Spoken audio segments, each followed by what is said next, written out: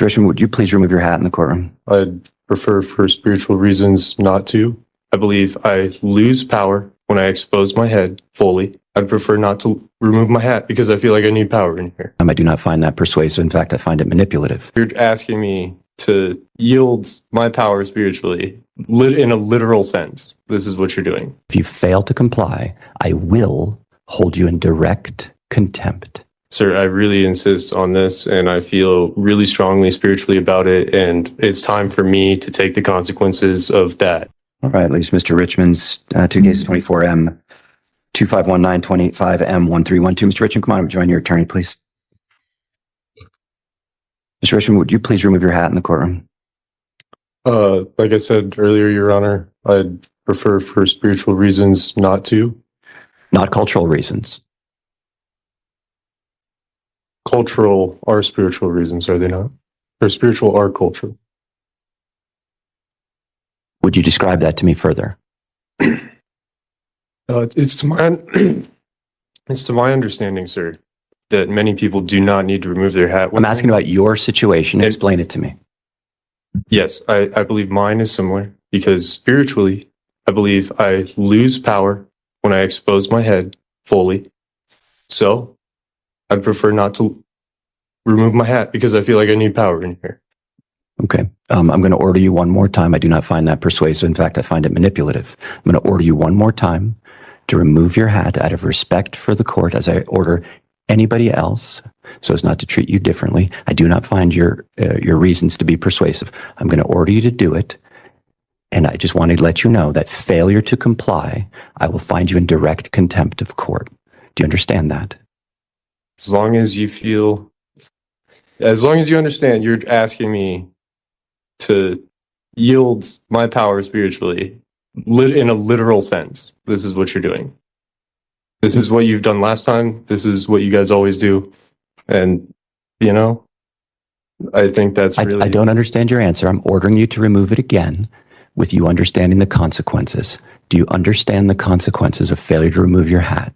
Can you please explain them? Yes, I will hold you in direct contempt of court, finding that after repeated warnings, you failed to comply with the court's order and that it undermines the dignity and the authority of this court. And specifically, I don't find your reason to be persuasive.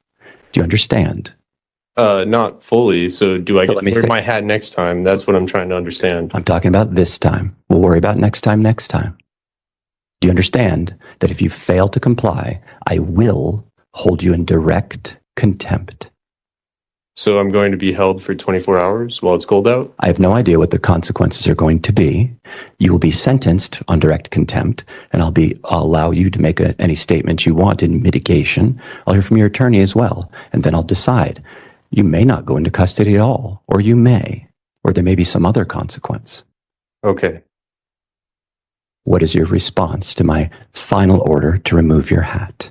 Sir, I really insist on this, and I feel really strongly spiritually about it, and it's time for me to take the consequences of that. The court has now find that the defendant has been warned multiple times to remove his hat. He's been given sufficient notice and given a direct order, in fact, to remove his hat. He is explained, and the court finds it to be completely incredible, having even changed his explanation after talking with his attorney, explained his heartfelt, that's with air quotes, reason for not removing his hat. I find it to be incredible, manipulative, and in direct contempt of the court. I find that it undermines the authority and undermines the dignity of the court. I find that he does so intentionally. And because of that, he is in direct contempt. Regarding the sentence, and I will sentence you in a moment, but let's take care of the pretrial readiness conference piece first, and then we'll talk about the sentence. Anything else on the trials? No, Your Honor. All right, that leaves the contempt. Regarding contempt, Ms. Volkowski, do you want to be heard, or you want your client to be heard, or what would you like to do? One moment, Your Honor. Yes. Your Honor, unfortunately, I don't have anything to add to the record. Okay. Mr. Richmond, you're given the opportunity, and you can just stay right there, to tell me anything you want before I decide on the sentence for the direct contempt. If you want to say something, you may. If you don't, that's fine too.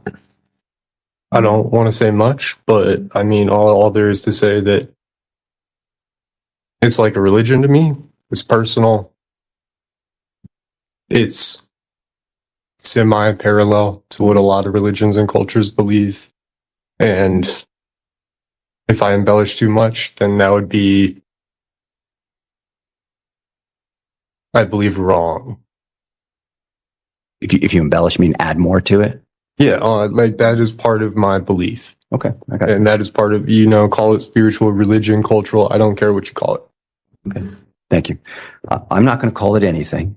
I will note that you are wearing a traditional black winter hat that shows no signs of any cultural or religious affiliation, nor have you identified any other than a personal belief that you would like to wear a hat to maintain power.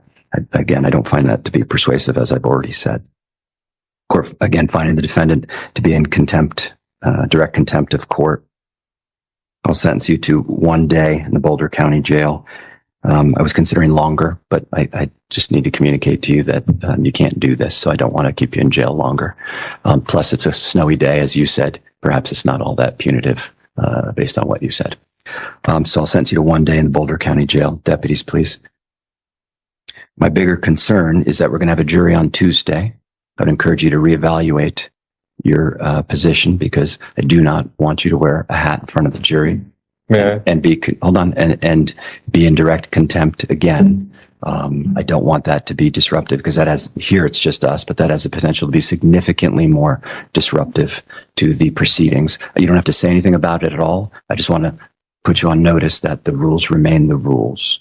You could talk to Ms. Bukowski about it if you want. You could say something too, but I just might be better to think about it and then talk to Ms. Bukowski. Yes. Yes. Thank you.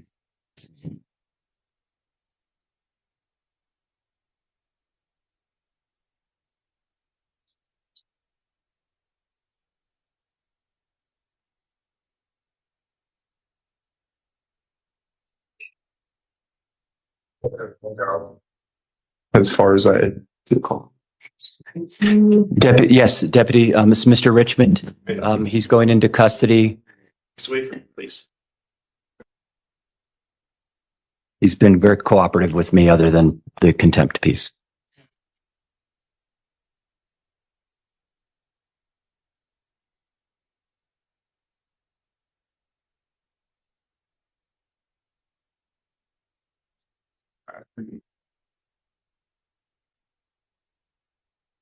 And so the record's